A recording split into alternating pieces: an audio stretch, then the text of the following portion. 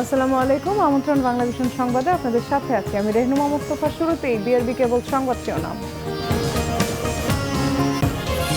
দুর্ভিক্ষ এড়াতে সতর্ক সরকার, কৃষিতে যাচ্ছে ৫,০০০ কোটি টাকার প্রণোদনা, জানালেন প্রধানমন্ত্রী।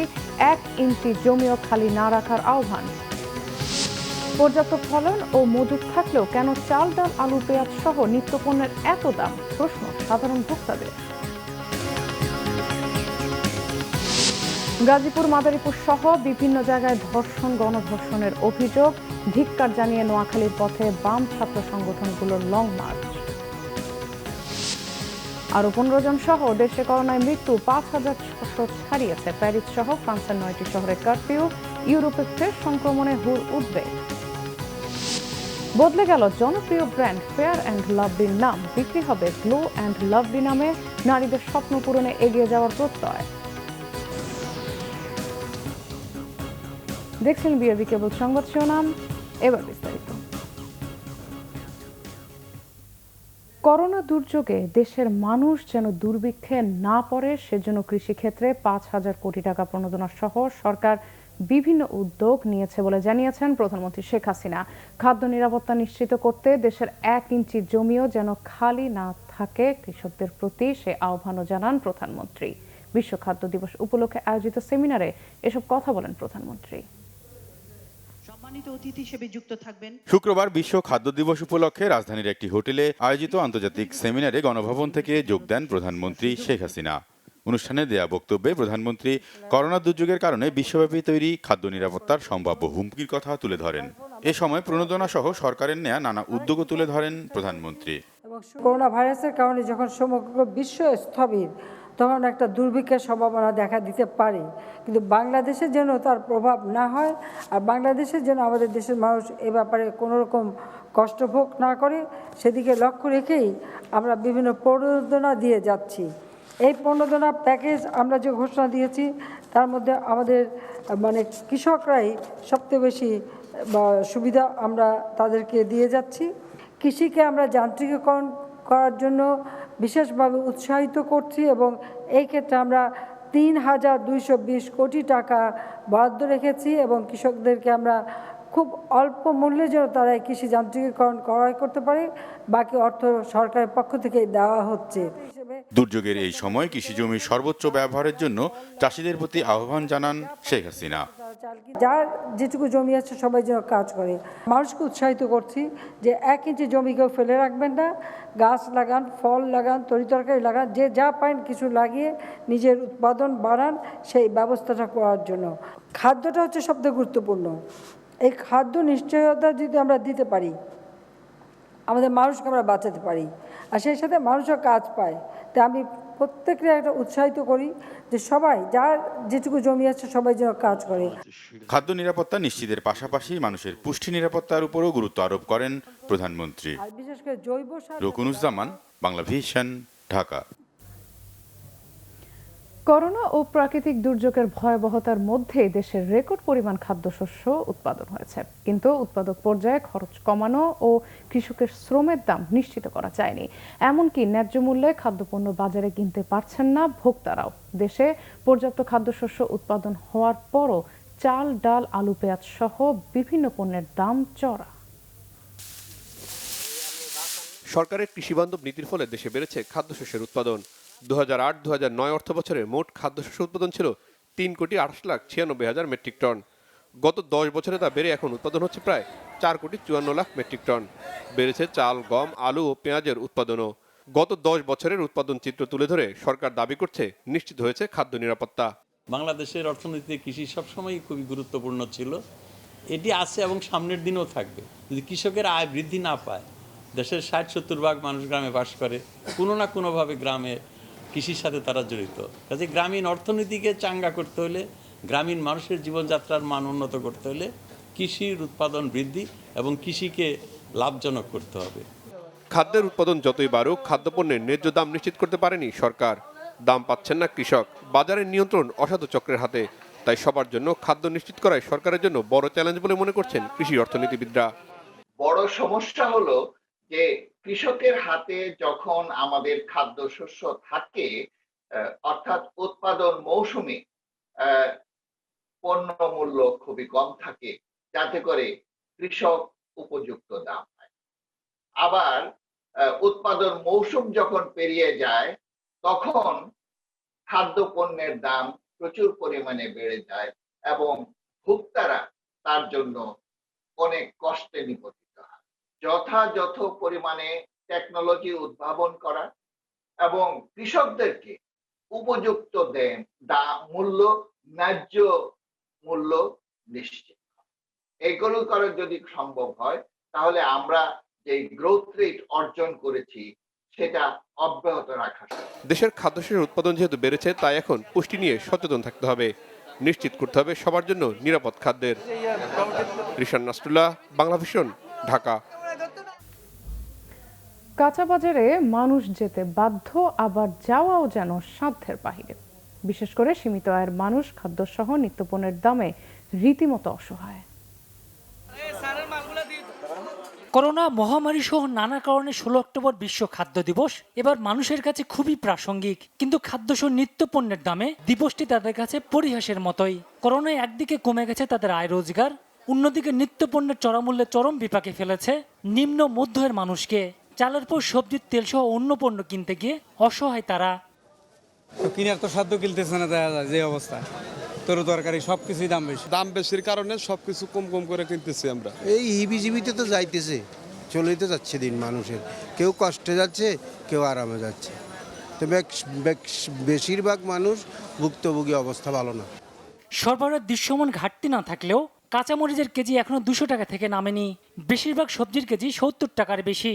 একটি লাউ যখন 50 টাকার নিচে পাওয়া যায় না, তখন বাকি সবজির দামের ধারণা পাওয়া কঠিন নয়। লাউ হলো 60-50 এরকমের বিক্রি করতেছি এখন। সব সবজির দাম বেশি, শুধু লাউ আর চালকুমড়া না। ভাত খাইতে হলে তো তরকারি লাগে, মাছ লাগে, বেশি নাও গল্প অল্প তো তরকারি, এসব নিতে দেবো না। আলুর বাজারে কাজের গোয়ালের দশা। ভোক্তা পর্যায়ে আলুর কেজি সর্বোচ্চ 30 টাকা সরকার বেঁধে দিলেও বাজারে 45 টাকার কম নয়। না, আমি তো আসলে বাজারে অনেক ঘুরলাম, অনেক দেখলাম, কোথাও তো কম হতে পারলাম না। 45 টাকা করে নেওয়া লাগলো। পাল্লা নিলে 210 আর খুচরা 45 টাকা কেজি। 44 টাকা কেজি, মানে পাল্লার হিসেবে 220 টাকা। পাইকারি বাজারে এখনো পেঁয়াজের কেজি 82 টাকার বেশি, যা খুচরা বাজারে 90 টাকার কাছাকাছি। দেশি পেঁয়াজ 83 টাকা পাইকারি কিনলে আমাকে 2 টাকা পার কেজিতে খরচ আছে। 85 টাকা বেচতে পারি না আমরা, 90 টাকা নিচে বেচার কায়দা নেই। বাজারে সরকারের কার্যকর মনিটরিং থাকলে নিত্যপণ্যের দাম এতটা চড়া হতো না বলে বিশ্বাস ক্রেতাদের। GM Hasan, Bangla vision, Dhaka. গাজীপুরে 5ম শ্রেণীর ছাত্রীকে 2.5 মাস আটকে ধর্ষণ ও ভিডিও ধারণের অভিযোগে গ্রেফতার করা হয়েছে এক শিক্ষককে। এদিকে কলেজ ছাত্রীকে ধর্ষণের অভিযোগে 2 দিনের রিমান্ডে নেওয়া হয়েছে 2 জনকে। এছাড়া ধর্ষণের অভিযোগে কক্সবাজারে 4 জন, মাদারীপুরে 3 জন, নরসিংদীতে 2 জন ও গাইবান্ধায় 1 জনকে গ্রেফতার করা হয়েছে। গাজীপুরের শ্রীপুরে 5ম শ্রেণীর এক ছাত্রীকে 2.5 মাস আটকে ধর্ষণ ও ভিডিও ধারণের অভিযোগে আসাদুজ্জামান নামে এক শিক্ষককে গ্রেফতার করেছে র্যাব। শুক্রবার সকালে ভুক্তভোগীর বাবা বাদী হয়ে শ্রীপুর থানায় মামলা করেন। এদিকে গাজীপুরে কলেজ ছাত্রীকে পালাক্রমে ধর্ষণের অভিযোগে 2 যুবক মাসুদ রানা ও আনন্দকে 2 দিনের রিমান্ডে নিয়েছে পুলিশ। তবে 1 নম্বর আসামি নাইম পলাতক। অন্যদিকে কক্সবাজারের সদর উপজেলার পিএমখালী ও বিভিন্ন জায়গায় অভিযান চালিয়ে কিশোরীকে আটকে রেখে ধর্ষণের অভিযোগে 4 জনকে গ্রেফতার করেছে র্যাব। মাদারীপুরে দল বেঁধে গৃহবধূকে ধর্ষণের অভিযোগে 3 জনকে আটক করা হয়েছে। এছাড়া নরসিংদী পৌর এলাকার চৌওয়ালা বালুর মাঠ এলাকায় কিশোরী গণধর্ষণের অভিযোগে গ্রেফতার করা হয়েছে 2 জনকে। আর গাইবান্ধার ফুলছড়িতে গৃহবধূকে ধর্ষণের অভিযোগে গ্রেফতার করা হয়েছে 1 জনকে।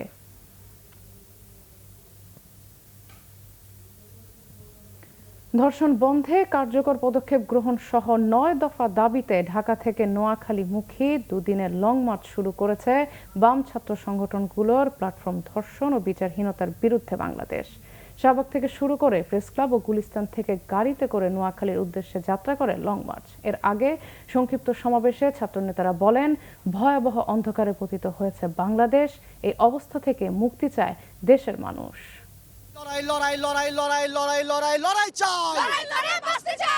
পূর্ব ঘোষণা অনুযায়ী নোয়াখালী অভিমুখে ধর্ষণ ও বিচারহীনতার বিরুদ্ধে বাংলাদেশ নামের সংগঠনের লং মার্চ। প্ল্যাটফর্মটির নেতৃত্বে কয়েকটি বাম ছাত্র সংগঠনের নেতাকর্মীরা। দেশব্যাপী অব্যাহত ধর্ষণের প্রতিবাদে মিছিল আর স্লোগানে মুখরিত রাজধানীর প্রধান প্রধান সড়ক। ধর্ষণ যাবে জাদুঘরে, শাহবাগ থেকে শুরু, এরপর মৎস্য ভবন, প্রেস ক্লাব হয়ে গুলিস্তান। 9 দফা দাবি দিয়েছিলাম, যার একটিও সরকার এখন পর্যন্ত কোনো রকম দায়িত্বশীল জায়গা থেকে বক্তব্য দেয়নি। সেই দাবি আদায়ের লক্ষ্যে আজকে আমাদের এই লং মার্চ। এখনো নারী নির্যাতন দমন আইন আছে, সেই আইনের কোনো কার্যকারিতা নাই, ফলে আইন করে এই বিষয়টাতে সমাধান করা যাবে না। ভয়াবহ পরিস্থিতি থেকে আমরা আসলে উত্তরণের লক্ষ্যেই আমরা সারা দেশের মানুষকে আহ্বান জানাই যে আপনারাও নেমে আসুন, প্রতিবাদ করুন, কারণ এটা আমাদের আসলে মুক্তির লড়াই। সেখান থেকে গাড়িতে চড়ে যাত্রা করে লং মার্চ। নারায়ণগঞ্জ, কুমিল্লা, ফেনী হয়ে গন্তব্য মধ্যযুগীয় বর্বরতায় নারীকে বিবস্ত্র করে নির্যাতনের স্থান নোয়াখালীর এখলাসপুর। এর আগে সকাল 10:30টায় রাজধানীর শাহবাগে সমাবেশের মধ্য দিয়ে শুরু হয় কর্মসূচি। এ সময় বক্তারা বলেন, সর্বোচ্চ শাস্তি মৃত্যুদণ্ডের বিধান করলেই ধর্ষণ বন্ধ হবে না। ঢাকা থেকে নোয়াখালী যাব এবং মাইজদিতে সেখানে আমাদের সমাবেশ অনুষ্ঠিত হবে। উদাত্ত আহ্বান জানাতে চাই, এই লড়াই আজকে বাংলাদেশের মানুষের অস্তিত্বের লড়াই, নিরাপত্তার লড়াই, একটি কঠিন লড়াই। কারণ এই লড়াইয়ের বিরুদ্ধে নানা ধরনের শক্তি রয়েছে, যেই শক্তির বিরুদ্ধে আজকে আমাদের ঐক্যবদ্ধভাবে বিজয় ছিনিয়ে আনতে হবে। আমরা শাসক গোষ্ঠীকে বলতে চাই, ভয় দেখিয়ে এখানে হামলা করে এই লং মার্চকে আপনারা ঠেকিয়ে দিতে পারবেন না। আমরা সবাই মিলে প্রতিরোধ, প্রতিবাদ এবং প্রতিরোধের জায়গা করে তুলব। লং মার্চ শেষে নোয়াখালীতে শনিবার হবে সমাবেশ। ধর্ষণ ও বিচারহীনতার বিরুদ্ধে ধারাবাহিক কর্মসূচির অংশ হিসেবে নোয়াখালী অভিমুখে লং মার্চ করছে কয়েকটি বাম ছাত্র সংগঠনের নেতাকর্মীরা। তারা বলছেন, দেশব্যাপী ধর্ষণের যে মহামারী শুরু হয়েছে তার বিরুদ্ধে সামাজিক আন্দোলনের বিকল্প নেই। মিজানুর রহমান সবুজ, বাংলা ভিশন, ঢাকা। বিএনপির স্থায়ী কমিটির সদস্য গয়েশ্বরচন্দ্র রায় বলেছেন, রাজনৈতিক নেতৃত্বের ব্যর্থতার কারণে দেশে ধর্ষণ আর দুর্নীতির মতো কাজগুলো হচ্ছে। শুক্রবার জাতীয় প্রেস ক্লাবে জিয়া পরিষদ আয়োজিত এক আলোচনায় গয়েশ্বর বলেন, মুক্তিযুদ্ধের সময় কেউ আশা করেনি দেশের এমন অবস্থা হবে। শোষণ নিপীড়ন থেকে মুক্তি পেতেই লাখ লাখ মানুষ শহীদ হয়েছে, কিন্তু স্বাধীনতার 50 বছরে এসেই সেই আগের অবস্থায় বিরাজ করছে। তিনি বলেন, একজনের ইচ্ছার উপর যখন দেশ নির্ভরশীল হয় তখন তিনি যা চান তাই হয়। দেশ এখন একজনই চালাচ্ছেন, তিনি যা চান তাই আইন, তাই বিচার, তাই রায়। আইনের যদি প্রয়োগ না থাকে তাহলে আইন করে কোনো লাভ হবে, ধর্ষণ বন্ধ হবে না। এদিকে জাতীয় প্রেস ক্লাবের সামনে এক মানববন্ধনে গণস্বাস্থ্যের প্রতিষ্ঠাতা ডাক্তার জাফরুল্লাহ চৌধুরী বলেন, সারা দেশ ভয়ানকভাবে অসুস্থ, রোগে, যৌন নিপীড়ন ও ধর্ষণে। গণতন্ত্র প্রতিষ্ঠা ছাড়া এ রোগের কোনো চিকিৎসা নাই। গণতন্ত্র বিরাজ না করলে খুন ধর্ষণ বন্ধ হবে না, আইন করে কোনো লাভ হবে না। সবার সাথে কথা বলে দেশে গণতন্ত্র ফিরিয়ে দিতে প্রধানমন্ত্রীর প্রতি আহ্বান জানান ডাক্তার জাফরুল্লাহ। দেশে করোনা ভাইরাসে আক্রান্ত হয়ে আরও 15 জন মারা গেছেন। এ পর্যন্ত করোনায় মোট মারা গেলেন 5623 জন। শুক্রবার স্বাস্থ্য অধিদপ্তরের প্রেস বিজ্ঞপ্তিতে জানানো হয়েছে, গত 24 ঘন্টায় 13,577টি নমুনা পরীক্ষায় 1,527 জনের করোনা শনাক্ত হয়েছে। এ নিয়ে করোনায় মোট শনাক্ত হলেন 3,86,086 জন। গত একদিনে সুস্থ হয়েছেন 1,509 জন। এ পর্যন্ত সুস্থ হয়েছেন 3,738 জন। গত 24 ঘন্টায় মারা যাওয়া 15 জনের মধ্যে 13 জন পুরুষ আর 2 জন নারী। গত 24 ঘন্টায় শনাক্তের হার 11.25%, সুস্থতার হার 77.89% এবং মৃত্যুর হার 1.46%।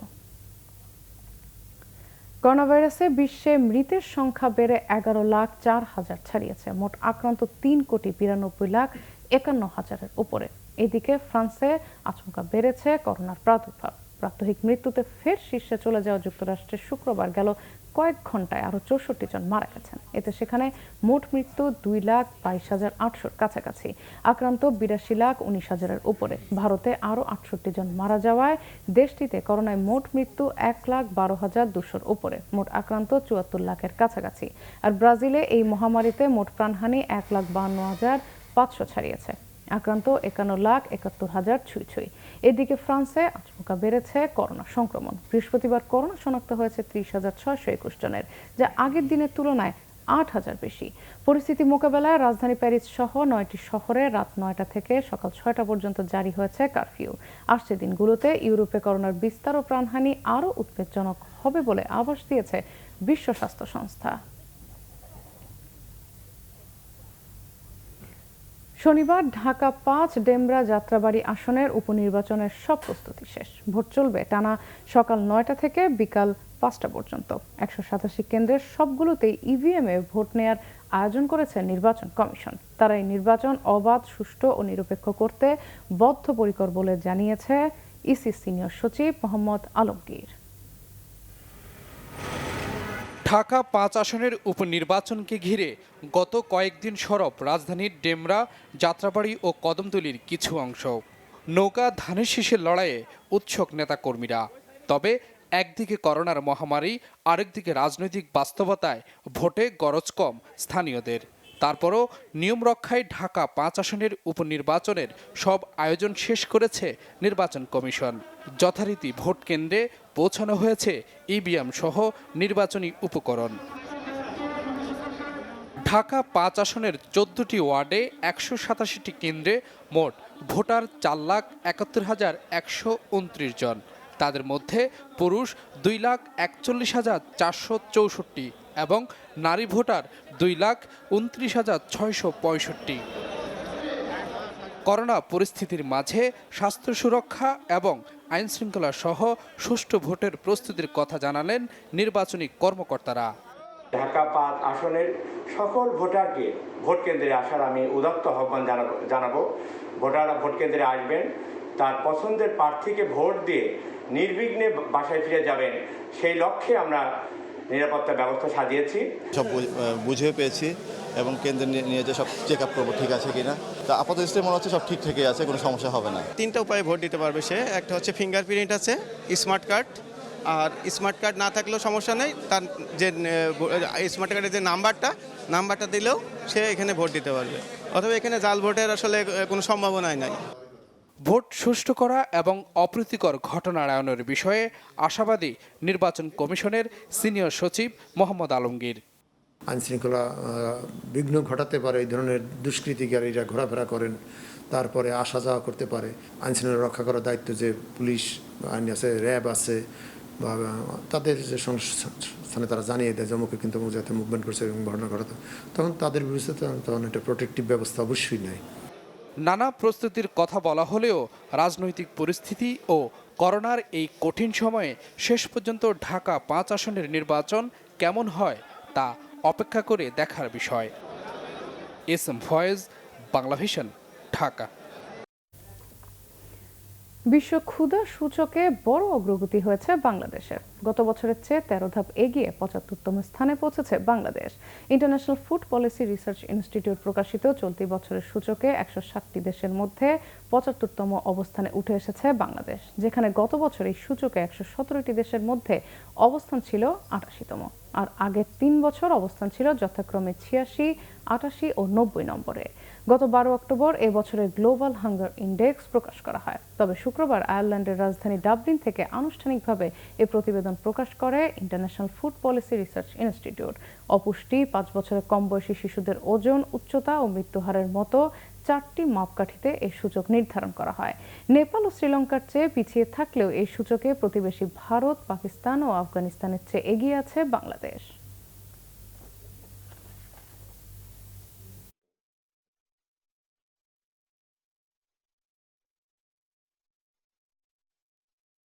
রাজধানীর খালগুলো রক্ষণাবেক্ষণের দায়িত্ব অচিরে সিটি কর্পোরেশনের কাছে হস্তান্তর হবে বলে জানিয়েছেন ঢাকা ওয়াসার ব্যবস্থাপনা পরিচালক তাকসিম এ খান। সকালে কারণ বাজারে ওয়াসা ভবনের সাংবাদিকদের সাথে মতবিনিময়ে তিনি এ দাবি করেন। ঢাকা ওয়াসার 90% পানি নিরাপদ। সোর্সে তো আমাদের সবই ঠিক থাকে, কিন্তু সমস্যাটা বাধে তো যে পাইপে গিয়ে, যে পাইপ অনেক সময় ফুটো হয়ে যায়, ভেঙে যায়, তার থেকে পাশের থেকে ময়লা ঢোকে, সেই ময়লা ঢুকে 10টা 12টা বাড়িতে একসাথে কিন্তু পানিকে কন্টামিনেট করে দেয়, কারণ ওইখানে ভাঙা পাইপ অনেক আছে। কিন্তু আমরা যেহেতু সুদূরপ্রসারী প্রোগ্রাম হিসেবে পাইপগুলো চেঞ্জ করে ফেলছি, অর্থাৎ সিস্টেমটা চেঞ্জ করে ফেলছি, কাজে আশা করি এইটা আর হবে না এবং আমরা সম্পূর্ণ ভালো পানি দিতে সক্ষম হব। ভুতুরে বিলেটটা 2-একটা এসছে, 2-3 মাস একসাথে করে এসছে। তারপরেও যেগুলো এসছে আমরা সঙ্গে সঙ্গে যেই এমনকি দায়ী অবশ্যই যে এটা নিয়ে তাকেও আমরা এই ব্যাপারে অ্যাকশন নিয়েছি, যাতে করে এরকম না হয়। যশোরের অভয়নগরে ট্রেনের ধাক্কায় প্রাইভেট কারের 4 যাত্রী নিহত হয়েছেন। এই ঘটনায় আহত হয়েছেন আরও 2 জন। শুক্রবার বিকালে উপজেলার নওয়াপাড়া ভৈরব ব্রিজ রেল ক্রসিংয়ে এই দুর্ঘটনা হয়। হতাহতরা সকলেই প্রাইভেট কারের যাত্রী। প্রত্যক্ষদর্শীরা জানান, ভৈরব ব্রিজ থেকে একটি প্রাইভেট কার যশোর খুলনা মহাসড়কের দিকে যাচ্ছিল। এ সময় গাড়িটি ট্রেন লাইনের উপরে উঠে গেলে খুলনাগামী ট্রেন মহানন্দা এক্সপ্রেস গাড়িটিকে ধাক্কা দেয়। এতে প্রাইভেট কারটি দুমড়ে মুচড়ে যায়। ঘটনাস্থলে নিহত হয় 2 জন। আহত 3 জনকে হাসপাতালে নেয়ার পর মারা যান আরও 2 জন।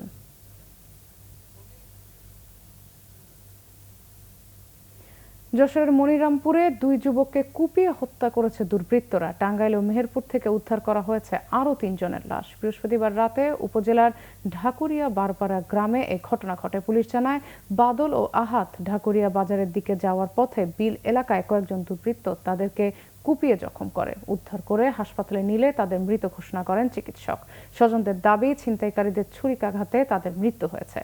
এইদিকে টাঙ্গাইলের কালীহাতিতে 2 জনের ঝুলন্ত লাশ উদ্ধার করা হয়েছে। উপজেলার রাজাফের পল্টন পাড়া এলাকায় পরকীয়ার জেরে এই ঘটনা ঘটেছে বলে জানিয়েছে পুলিশ। অন্যদিকে মেহেরপুরে স্ত্রীকে পুড়িয়ে মারার অভিযোগ উঠেছে স্বামীর বিরুদ্ধে।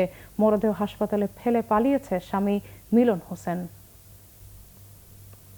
সাতক্ষীরার কলারোয়ার খলিশা গ্রামে একই পরিবারের 4 জনকে হত্যার ঘটনায় নিহত শাহিনুরের ভাই রায়হানুলকে গ্রেফতার করেছে পুলিশ। রায়হানুলের 10 দিনের রিমান্ড চেয়েছে পুলিশ। বৃহস্পতিবার রাতে লোমহর্ষক এই ঘটনায় কলারোয়া থানায় অজ্ঞাতদের আসামি করে মামলা করেন নিহত শাহিনুরের শাশুড়ি ময়না বেগম। কলারোয়া থানার ওসি হারান চন্দ্রপাল জানান, মামলাটি তদন্তের দায়িত্ব দেওয়া হয়েছে সিআইডিকে। এদিকে ঘাতকদের হাত থেকে বেঁচে যাওয়া 4 মাসের শিশু মারিয়া সুলতানার দায়িত্ব নিয়েছেন সাতক্ষীরা জেলা প্রশাসক SM মোস্তফা কামাল।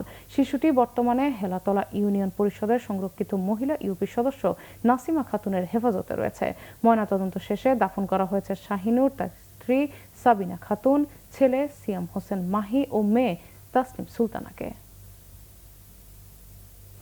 ঢাকার হযরত শাহজালাল আন্তর্জাতিক বিমানবন্দরে সৌদিগামী রেডিমেড গার্মেন্টসের রফতানি পণ্য চালানের 3টি কার্টন থেকে 38,900 পিস ইয়াবা জব্দ করা হয়েছে। ঢাকা কাস্টম হাউসের প্রিভেন্টিভ দল ও সিভিল এভিয়েশনের যৌথ অভিযানে শুক্রবার সকালে এগুলো জব্দ করা হয়।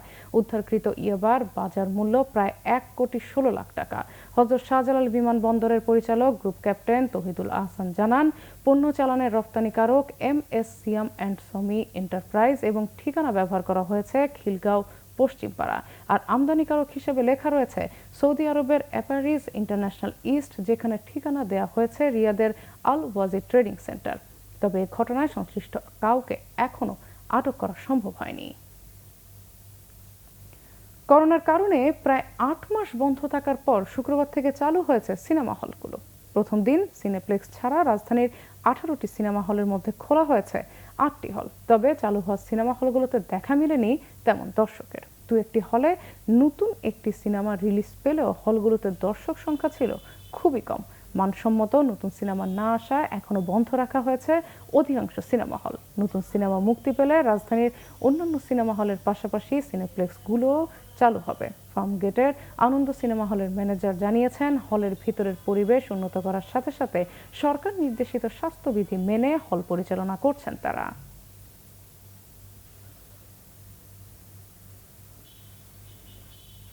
যে দর্শক মোটামুটি খুব আমরা যতটুকু আশা করেছিলাম অতটুকু হয় নাই। তারপরেও আমরা প্রত্যাশা করতেছি দিন দিন দর্শক আসবেন। আগামী সপ্তাহে অন্যান্য সিনেমা হলগুলো সিনেমা হল এবং সিনেপ্লেক্স খুলে দিবে আমরা আশা করতেছি। তো সেই সাথে এর পরিবেশ পরিস্থিতি দেখেই নতুন ছবি অথবা আরও বিভিন্ন টাইপের ভালো ছবি আসার একটা সম্ভাবনা আমরা দেখছি। রাজশাহীতে বেপরোয়া হয়ে উঠেছে কিশোর গ্যাং। খুন, ছিনতাই, অপহরণের মতো দুষ্কর্ম করছে তারা। তাদের পাগে আনতে এবার বিশেষ অভিযানে নেমেছে পুলিশ। রাজনৈতিক স্বার্থমুক্তভাবে চললে অভিযানে সুফল আসতে পারে বলে আশা করছেন রাজশাহীর বিশিষ্ট নাগরিকরা। জসিমউদ্দিনের ক্যামেরায় রাজশাহী থেকে পরিতোষ চৌধুরী, আদিত্যের রিপোর্ট। সন্ধ্যা নামলেই শান্তিনগরী রাজশাহীতে নেমে পড়ে কিশোর গ্যাংয়ের সদস্যরাও। করে বেড়ায় খুন, ধর্ষণ, ছিনতাই, অপহরণ, চাঁদাবাজির মতো দুষ্কর্ম। পুলিশের কাছে এইসব অপরাধীর তালিকা না থাকায় অনেকেই থেকে যায় ধরাছোঁয়ার বাইরে। সম্প্রতি পান দোকানদার খুন এবং কয়েকটি ছিনতাইয়ের ঘটনায় কিশোর গ্যাংয়ের সম্পৃক্ততা পাওয়ায় নড়েচড়ে বসেছে পুলিশ প্রশাসন। কিশোর অপরাধীদের চিহ্নিত করে গোয়েন্দা পুলিশ সহ 12টি থানার পুলিশ অভিযানে নামে। গত কয়েকদিনে ধরা পড়েছে কিশোর গ্যাংয়ের 2 শতাধিক সদস্য। এতে সন্তুষ্ট শিক্ষার্থীরা। সন্তানকে ধর্মীয় শিক্ষার পাশাপাশি নৈতিক শিক্ষা যে ব্যাপারটা আমাদের আগে পূর্বে ছিল, এখন আস্তে আস্তে সেটা দেখা যাচ্ছে যে সামাজিক যোগাযোগের মাধ্যম আসার পরে এখন বাচ্চা এবং সন্তান এবং বাবা মার মধ্যে একটা দূরত্ব তৈরি হয়েছে। যেই সময় শিশু কিশোররা খেলাধুলা করতো সেই সময় শিশু কিশোররা ওই খেলাধুলাটা গেমে খেলছে, সেখানে যেই পরিমাণে ওই গেমগুলো অনেক বেশি উগ্রবাদিতা চর্চা করে, এই উগ্রবাদিতা থেকে শিশু কিশোর আসলে ছোটবেলা থেকে ওই ধরনের একটা মেন্টালিটি তারা ফাংশন করছে তাদের মাথায়। গঠনমূলক ও সৃষ্টিশীল কাজে তাদের উদ্বুদ্ধ করার পরামর্শ দিলেন সমাজবিজ্ঞানীরা। গঠনমূলক তাদের যে জায়গাগুলো আমাদের সৃষ্টি করা দরকার, সৃজনশীল জায়গা সৃষ্টি করা, সেই জায়গাতে কিন্তু হাত দিতে হবে। আইনের প্রয়োগ থাকবে, সাথে সাথে সচেতনতার একটি মাত্রাও কিন্তু এখানে যুক্ত করতে হবে। আইন যেমন সংশোধন আসতে পারে, আবারও আমি যে কথাটি এর আগে বলার চেষ্টা করলাম এটা 14তে নামিয়ে আনা যেতে পারে, আবার তেমনি এদেরকে বিভিন্ন রকম মোটিভেশনাল কাজকর্মের মাধ্যমে এটি কিন্তু করা যেতে পারে। অভিযানে সুফল পেতে আরও কিছুদিন অপেক্ষার কথা জানালেন রাজশাহীর পুলিশ কমিশনার। যাদের ভিতরে কোনো মামলা মোকদ্দমা নেই এবং যাদের ভিতরে মামলা মোকদ্দমা আছে তাদের ভিতরে আইনগত ব্যবস্থা নেওয়া হচ্ছে। বিশেষ অভিযান পরিচালনা করছি কিশোরাঙ্গের বিরুদ্ধে।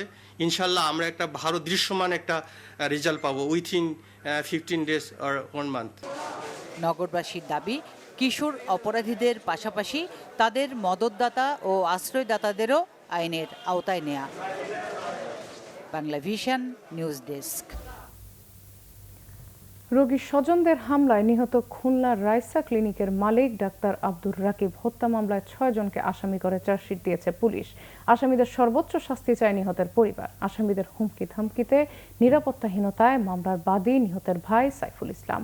আরিফ বিল্লার ক্যামেরায় খুলনা থেকে আতিয়ার পারভেজের রিপোর্ট। 16 জুন খুলনার রাইসা ক্লিনিকে রোগীর স্বজনদের হামলায় নিহত হন ডাক্তার রাকিব। চাঞ্চল্যকর এ হত্যাকাণ্ডের তীব্র প্রতিবাদ জানায় চিকিৎসক ও নাগরিক সংগঠন। নানা কর্মসূচি পালন করে তারা। সিসি ক্যামেরার ফুটেজ দেখে এ হত্যাকাণ্ডের আসামি শনাক্ত করে পুলিশ। নিহতের ভাই বাদী হয়ে 4 জনকে আসামি করে মামলা করেন। মামলা দ্রুত নিষ্পত্তি চায় নিহতের পরিবার। আমি মাননীয় প্রধানমন্ত্রীর কাছে আমার আব্বুর হত্যার সুষ্ঠু বিচার চাই। পরিবারের অবস্থা খুব খারাপ, এখন দিন যায় কি যাচ্ছে। পরিবারের অবস্থায় 2টো বাচ্চা ছেলে তো চলে গেছে, এখন খুবই খারাপ। খুবই নিরাপত্তাহীনতায় ভুগছি। এমনকি আসামি পক্ষের লোকজন এখনো পর্যন্ত কিছু লোকজন বাইরে আছে, ঘুরে বেড়াচ্ছে। এমনকি তারা উল্টায় আমাদের নামে একটা কোর্টে কেস করছে। আসামিদের শাস্তি নিশ্চিত করতে পুলিশ দ্রুত চার্জশিট দিয়েছে। এতে আসামি করা হয়েছে 6 জনকে। আমরা বিচার বিশ্লেষণ করে পুঙ্খানুপুঙ্খভাবে সুষ্ঠু তদন্তের মাধ্যমে প্রকৃত অপরাধীরা সাজা পাবে, এটা আমরা নিশ্চিত করব। মামলা ভিন্ন খাতে নিতে রাইসা ক্লিনিক কর্তৃপক্ষের নামে পাল্টা মামলা দিয়েছে আসামি পক্ষ। হয়রানিমূলক মামলা প্রত্যাহার চায় নিহত ডাক্তার রাকিবের পরিবার। আতিয়ার পারভেজ, বাংলা ভিশন, খুলনা। ব্যবসা বাণিজ্য সহ আরো কিছু খবর নিয়ে এবার একটি ডেস্ক রিপোর্ট। কুমিল্লার লাকসাম বাজারে Jamuna bank foundation dialysis centre উদ্বোধন করা হয়েছে। অনুষ্ঠানে প্রধান অতিথি হিসেবে উপস্থিত ছিলেন স্থানীয় সরকার ও পল্লী উন্নয়ন ও সমবায় মন্ত্রী মোহাম্মদ তাজুল ইসলাম। সভাপতিত্ব করেন মুন্সিগঞ্জের সাবেক এমপি, যমুনা ব্যাংক নির্বাহী কমিটি ও যমুনা ব্যাংক ফাউন্ডেশনের চেয়ারম্যান আলহাজ নূর মোহাম্মদ। এছাড়া উপস্থিত ছিলেন ব্যাংকের ব্যবস্থাপনা পরিচালক ও সিইও মির্জা ইলিয়াস উদ্দিন আহমেদ, কুমিল্লা জেলা প্রশাসক আব্দুল ফজল মীর ও ব্যাংকের ঊর্ধ্বতন কর্মকর্তারা সহ অন্যরা। পরিবেশ বান্ধব ব্যাটারি উৎপাদন ও রপ্তানিকারী দেশের অন্যতম শিল্প প্রতিষ্ঠান পান্না গ্রুপের মতো বিনিময় সভা অনুষ্ঠিত হয়েছে। বৈশ্বিক মহামারী করোনার সময়ও কিভাবে উৎপাদন ও রপ্তানি বাড়ানো যায় সে বিষয়ে প্রতিনিধিদের দিক নির্দেশনা দেন গ্রুপটির ব্যবস্থাপনা পরিচালক আলহাজ মোহাম্মদ লোকমান হোসেন। রপ্তানি বৃদ্ধির পাশাপাশি দেশীয় বাজার সম্প্রসারণে গ্রুপের প্রতিনিধিদের আরও আন্তরিকভাবে কাজ করার পরামর্শ দেন তিনি। মতবিনিময় সভায় ঢাকা ও নারায়ণগঞ্জের পরিবেশকরা অংশ নেন। Bangla vision news desk. এবার ক্লেমন খেলা সংবাদ।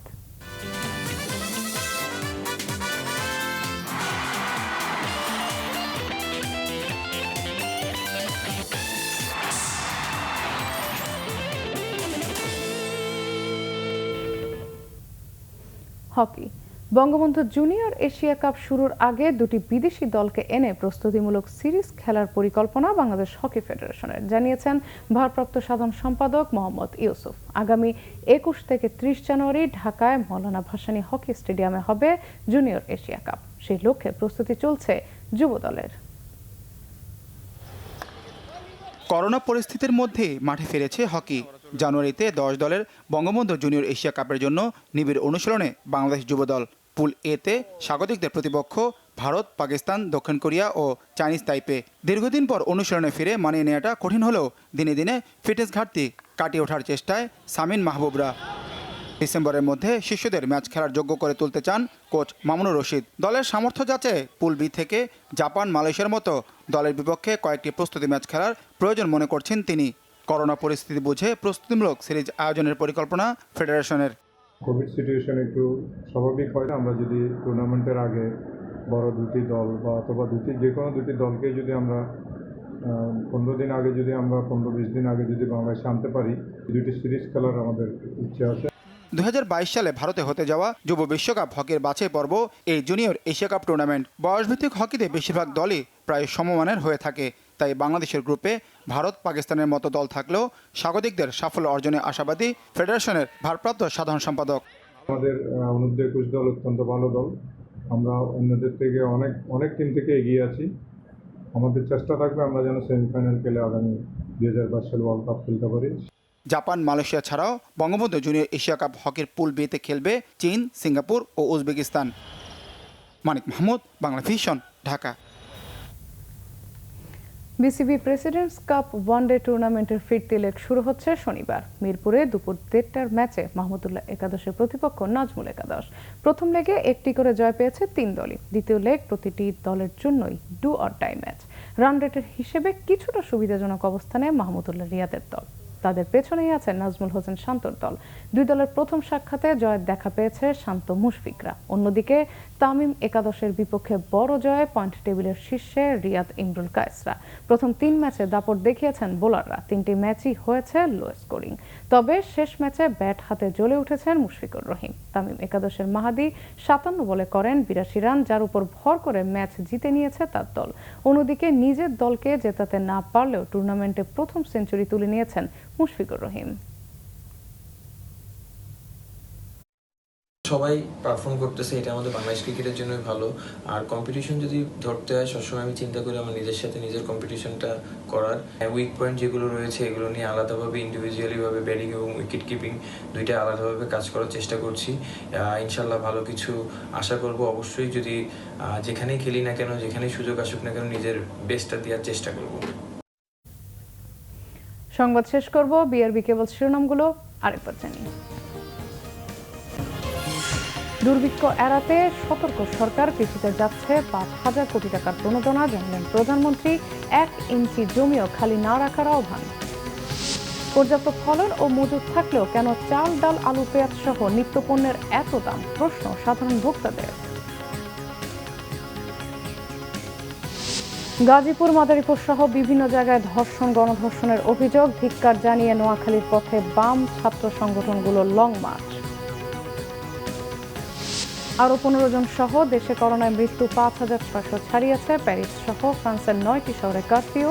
ইউরোপে ফের সংক্রমণে হুর উদ্বেগ। বদলে গেল জনপ্রিয় ব্র্যান্ড ফেয়ার অ্যান্ড লাভলির নাম, বিক্রি হবে গ্লো অ্যান্ড লাভলি নামে। নারীদের স্বপ্ন পূরণে এগিয়ে যাওয়ার প্রত্যয়। এই ছিল এখনকার মতো। পরের সংবাদ রাত 1টায় দেখার আমন্ত্রণ রইল। এছাড়া বাংলাভিশন সংবাদ ও সংবাদ সংশ্লিষ্ট অনুষ্ঠান দেখতে লগ ইন করুন facebook.com/বাংলাভিশন এবং সাবস্ক্রাইব করুন youtube.com/বাংলাভিশন নিউজ। এখন সাথে থাকার জন্য ধন্যবাদ সবাইকে।